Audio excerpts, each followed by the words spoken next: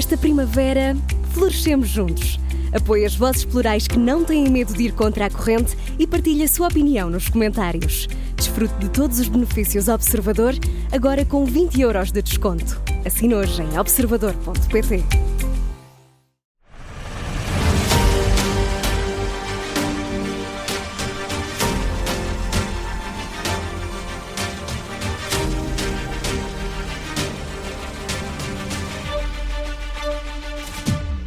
E começa agora mais um episódio da rubrica de investigação da Rádio Observador, onde para o caso. Hoje o tema é a integração de refugiados ucranianos em Portugal, numa altura em que nos aproximamos da data que assinala os 3 anos da invasão russa da Ucrânia. Foi a 24 de fevereiro de 2022, estamos quase a completar 3 anos de guerra e Portugal, assim como a maioria dos Estados-membros da União Europeia, disponibilizou-se imediatamente para acolher refugiados ucranianos. E 3 anos depois, importa por isso olhar para os números, quantos chegaram, quantos se fixaram no nosso país, quantos voltaram ao país de origem e será que o Governo tem sequer estas informações? Já vamos saber isso tudo. Está connosco o jornalista Rui Casanova e ele o autor da edição de hoje de Onde para o Caso. Os cidadãos ucranianos que tenham cá familiares, tenham cá amigos, tenham cá conhecidos, são muito bem-vindos também a Portugal e nós assumiremos toda a responsabilidade que temos de assegurar proteção internacional a todos aqueles que dela carecem. Estas declarações de António Costa foram feitas a 24 de fevereiro de 2022, logo após o início da invasão russa da Ucrânia. Na altura, primeiro-ministro António Costa deixava desde já claro que Portugal estava de portas abertas e disponível para acolher refugiados de guerra, e assim foi. A resposta inicial foi célere, com Portugal a facilitar a cedência de proteção internacional temporária a milhares de ucranianos que chegavam ao nosso país, sobretudo mulheres e crianças. Foi o caso de Olga e das duas filhas menores. O pai ficou na guerra e as 3 vieram de Kiev para Portugal sem nada, à procura de uma casa. I had 3 backpacks. One contained only. Só tinha 3 mochilas. Uma tinha roupa e sapatos. 2 mudas de roupa. A outra tinha comida e outra tinha brinquedos para a minha filha mais nova, que nem 3 anos tinha. My little one was before even 3 years old. E como é que surgiu Portugal, Rui? Foi através de contactos com uma conhecida que já cá estava no nosso país e aconselhou Olga. Olga e as filhas passaram alguns dias na Polónia, num centro de apoio para refugiados. Depois vieram de avião para Portugal com a ajuda de várias organizações internacionais. Não foi fácil. Quando cá chegaram, estiveram as 3 num abrigo para refugiados em Lisboa. Depois foram para Leiria, andaram a saltar de casa em casa e finalmente encontraram um lar em Oeiras. Já passaram 2 anos e estamos muito felizes. Só este verão é que a minha mais velha me disse: "Mãe, deixei de estar preocupada. Agora já posso viver a minha vida." Se me sinto em casa? Não sei. Nós ucranianos costumamos dizer: "Tenho a Ucrânia no meu coração." O meu país está sempre comigo. Não abandonei o meu país. Mantenho as ligações e continuo a acompanhar tudo o que está a acontecer lá. Keeping all the connections and I'm following all the news and everything what's happening there, of course. Olga tem hoje 47 anos, é assim um caso de integração em Portugal, num processo que ainda continua. E a Olga já tem trabalho, Rui? Sim, ela tem feito alguns trabalhos aqui e ali na restauração e na limpeza. Diz que pretende continuar por cá, no nosso país, um país que descreve como acolhedor e onde destaca a parte burocrática foi bastante fácil e rápida. Olga é assim uma das milhares de pessoas que vieram para Portugal. Ao certo, quantas é que foram afinal? Vamos aos números. O primeiro-ministro Luís Montenegro fez há poucos dias uma atualização e deu conta que, desde o início da invasão, chegaram a Portugal 54 mil cidadãos ucranianos. Destes, a grande maioria são mulheres, cerca de 37 mil, e crianças e jovens, cerca de 14 mil neste caso. E neste caso, Rui, falamos de cidadãos que obtiveram o regime de proteção temporária, é isso? Sim, toda a União Europeia, incluindo Portugal, importa aqui recordar, facilitou o processo e foi concedendo este regime de proteção temporária aos refugiados que iam saindo da Ucrânia e vinham para estes países europeus. Recentemente, Luís Montenegro anunciou mesmo que decidiu prolongar novamente esta medida até março de 2026. Fazemos no seguimento de todos os compromissos que temos assumido com a Ucrânia para a ajuda política, para a ajuda financeira, para a ajuda militar, para a ajuda humanitária. Estas declarações de Luís Montenegro surgiram no encontro em São Bento com a comunidade ucraniana em Portugal, lado a lado com a embaixadora de Kiev em Lisboa. E destes cidadãos que chegaram, Rui, quantos ainda cá estão e quantos é que voltaram à Ucrânia? Essa é que é aqui a questão e é uma pergunta mais difícil de responder. O Estatuto de Proteção Temporária funciona como uma espécie de passaporte, um visto verde em toda a Europa, pelo que os refugiados que entretanto chegaram podem ter ido entretanto para outros países europeus e o governo português não tem essa informação porque não há registros, ou seja, estes cidadãos chegaram ao abrigo desta medida, desta proteção, podem ter saído de Portugal, mas não há registro disso, nem tem de haver devido a esse mesmo documento que concede essa liberdade de circulação no espaço europeu. Foi o que conseguimos apurar e é o que explica também, sublinha Pavel Sadoka, o presidente da Associação dos Ucranianos em Portugal. Eu acho que o governo pode não ter esta informação, porque o Estatuto de Proteção Temporária permite aos refugiados da Ucrânia deslocar-se dentro da União Europeia. A estatística só pode mostrar quantos estes documentos, proteções temporárias, foram dados para refugiados da Ucrânia. Porque não há nenhum controlo quando os ucranianos saem do país. Assim sendo, Rui, como é que é feito o acompanhamento dos ucranianos cá em Portugal? Pelo que conseguimos perceber, esse acompanhamento é feito sobretudo ao nível dos serviços públicos. Aqui falamos do Serviço Nacional de Saúde, da Segurança Social, das escolas onde as crianças estão inscritas, claro, na AIMA também e através da Embaixada da Ucrânia em Portugal. Isto quando estes cidadãos recorrem a estes serviços, a estas entidades. De acordo com as informações que recolhemos nesta investigação, a esmagadora maioria dos refugiados que chegaram desde o início da guerra, os tais 54 mil, de acordo com dados do governo da AD, continuam cá, no nosso país, mas lá está, não há uma contabilização oficial, não é possível dar o número certo e oficial. E há também disparidades no número de cidadãos que chegou ao nosso país. Sim, isso foi uma informação que também conseguimos perceber nesta investigação, neste trabalho. Enquanto o governo dá conta dos tais 54 mil cidadãos com estatuto de proteção temporária, o site das Nações Unidas aponta para 63 mil refugiados acolhidos em Portugal, isto dados atualizados até meio de 2024. Sendo que Portugal, de acordo com estes dados da ONU, está longe do topo. Países como Alemanha, Polónia e República Checa foram os estados que mais refugiados acolheram, de acordo com estas informações da ONU. E conseguiste perceber, Rui, como é que tem corrido a integração destes cidadãos em Portugal? Foi o que perguntámos ao presidente da Associação dos Ucranianos em Portugal, Pavel Sadoka, que explica que, ao fim destes 3 anos, é possível fazer um balanço positivo. Mostra diferente nível de integração. Por exemplo, nós temos algumas que refugiaram de zonas que agora estão ocupadas pelos russos, que eram empresários e eles já criaram empresas cá em Portugal. Houve algumas empresas que, por exemplo, do IT tecnológicos, que vieram para Portugal e continuam a trabalhar. Tudo depende também, muitas vezes, da origem da parte da Ucrânia de onde vieram, é o que explica Pavel Sadoka, que destaca também, e como ouvimos há pouco, que a grande maioria diz que o processo burocrático em Portugal foi rápido e bastante acessível. E há também aqui uma parte essencial, sobretudo porque falamos de muitas crianças e jovens, a educação. Visitaste, Rui, uma escola em Lisboa dedicada ao ensino de ucranianos. Como é que foi essa experiência? Sim, esta escola básica e secundária fica em Benfica. Não é nova, existe há cerca de 20 anos, foi criada inicialmente para os filhos dos imigrantes ucranianos que chegaram naquela vaga no início dos anos 2000, mas agora com a guerra o número de alunos disparou. Se calhar foi o dobro. Aumentou para o dobro? Sim.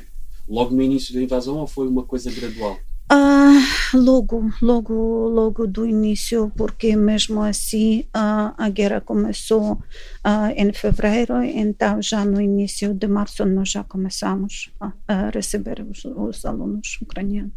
Ouvimos aqui Irina Schneider, é diretora desta escola. Há agora cerca de 190 alunos e 20 professores e continuam a chegar crianças e jovens ucranianos, não tanto como em 2022, mas vão chegando. E como é que funcionam exatamente essas aulas? Esta escola é uma espécie de escola extra, diria uma espécie de ATL, ou seja, os alunos têm as aulas na escola normal, na escola portuguesa durante a semana, com o programa de ensino português, e aos sábados esta escola abre para lecionar o programa ucraniano. E dessa forma os jovens podem continuar a aprender a língua e a história do próprio país. Sim, é isso mesmo. Irina Schneider, a diretora da escola que aqui ouvimos, fala numa ajuda importante não só para as crianças, mas também para as famílias, para os pais destes jovens. A escola ucraniana também ajuda muito neste caso, porque elas sentem-se mais à vontade, como que podem aprender a matéria aqui na nossa escola, então ajuda imenso para aprender a matéria na escola portuguesa também. Imagino para as famílias também, ou seja, para os pais. Sim, exatamente. Um destes casos é o de Dasha, é aluna do 9º ano, é natural de Kiev, veio para Portugal há 2 anos e meio, ou seja, pouco depois da guerra começar. Tem tido dificuldades a aprender português, diz que é difícil assim fazer amigos na escola onde está, diz que só tem 3 amigas que arranham um pouco de inglês e por isso a escola ucraniana aos sábados é como, diz, voltar a estar em casa. Para mim é muito importante não esquecer a minha nacionalidade. Na minha escola ninguém fala ucraniano e começamos a esquecer-nos da língua. Mas aqui todos falamos ucraniano. É familiar. Sentimos que estamos em casa.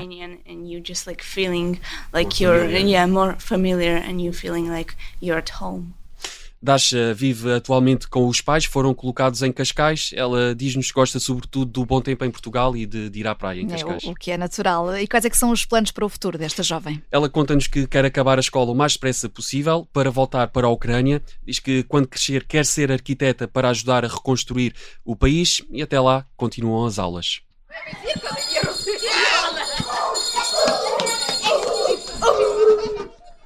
Este é o som da campainha que indica o início e o fim das aulas nesta escola ucraniana. Não é uma campainha, como percebemos, mas sim um sino. De recordar que há relatos de crianças que, quando ouviam a campainha da escola, ficavam assustadas porque achavam que eram as sirenes que, na Ucrânia, alertavam para um possível ataque aéreo, um ataque iminente. Daí o sino, um sino manual e decorado a rigor com fitas da cor da Ucrânia, azul e amarelo.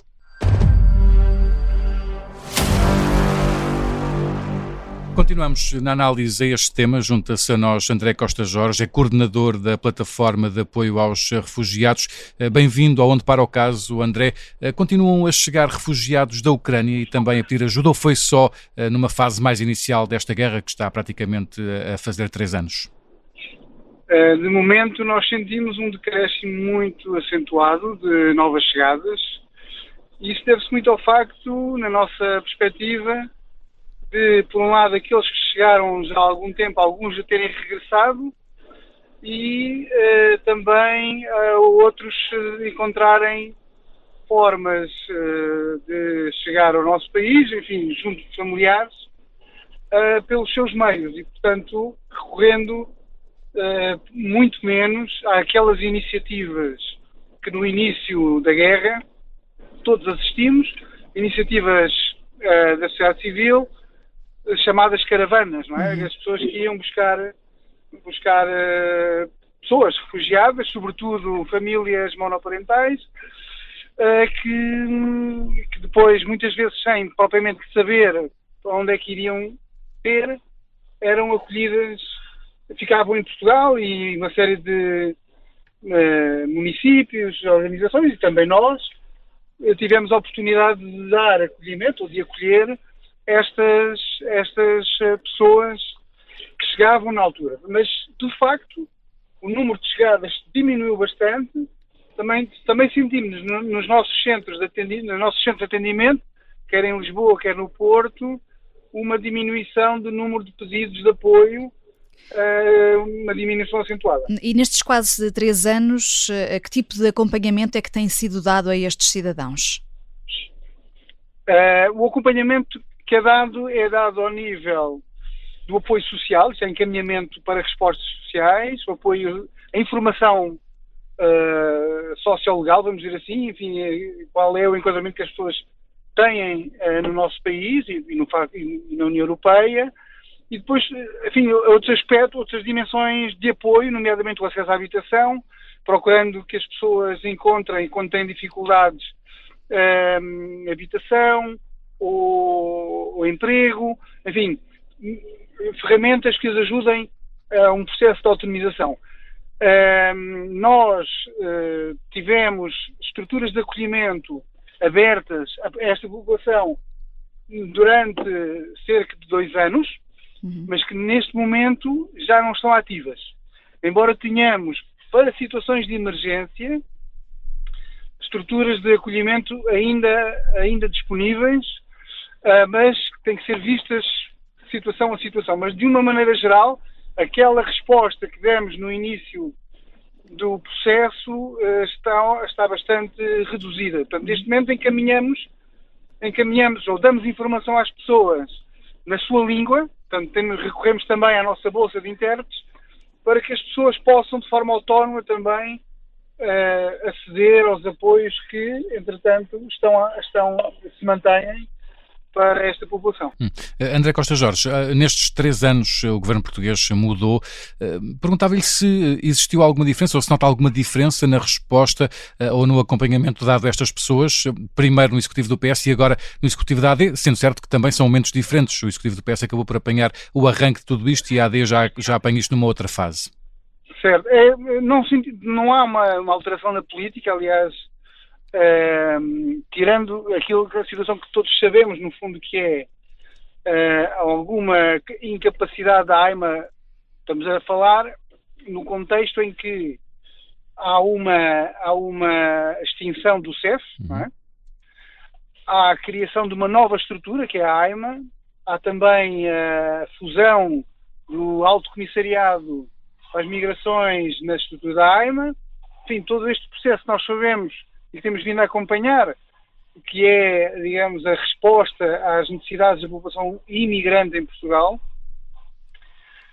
e que de alguma forma também acabam por impactar na capacidade de resposta administrativa que o Estado tem perante todos os migrantes, e aqui, como digo migrantes, digo também os requerentes de asilo ou os requerentes de proteção, que é a situação onde podemos enquadrar o caso dos cidadãos ucranianos, não é?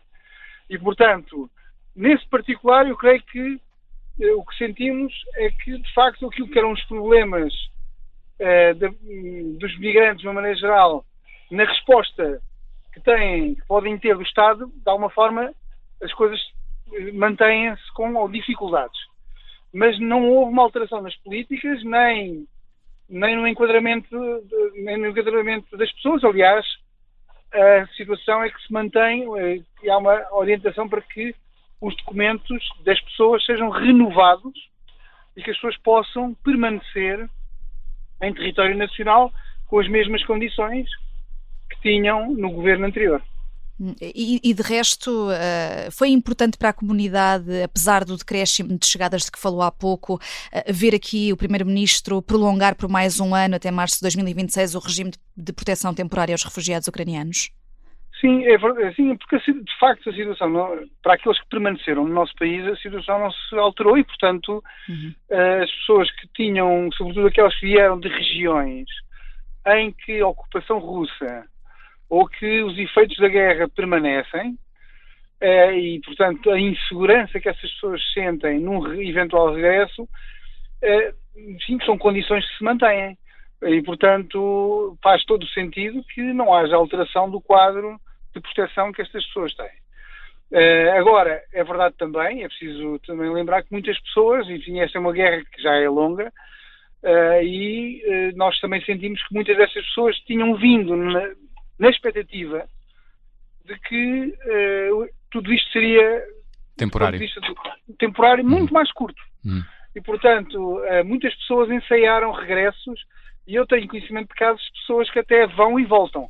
E pessoas que até já fazem um movimento pendular de ida e vinda, porque, entretanto, criaram aqui laços, porque, entretanto, também algumas dos jovens e crianças estão em meio escolar.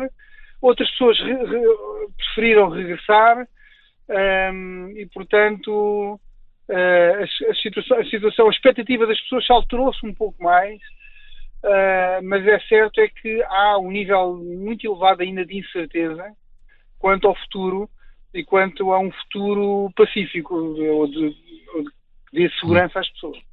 André Costa Jorge, coordenador da Plataforma de Apoio aos Refugiados, muito obrigado por ter vindo ao Onde Para o Caso. O tema foi a integração de refugiados ucranianos em Portugal, numa altura em que nos aproximamos do marco de 3 anos de guerra. E como percebemos, não há uma contabilização oficial do número de cidadãos que se fixaram em Portugal, dos que saíram para outros países europeus ou dos que voltaram para casa nestes 3 anos. A investigação deste episódio ficou a cargo do jornalista Rui Casanova. Voltamos na próxima semana com mais um Onde Para o Caso.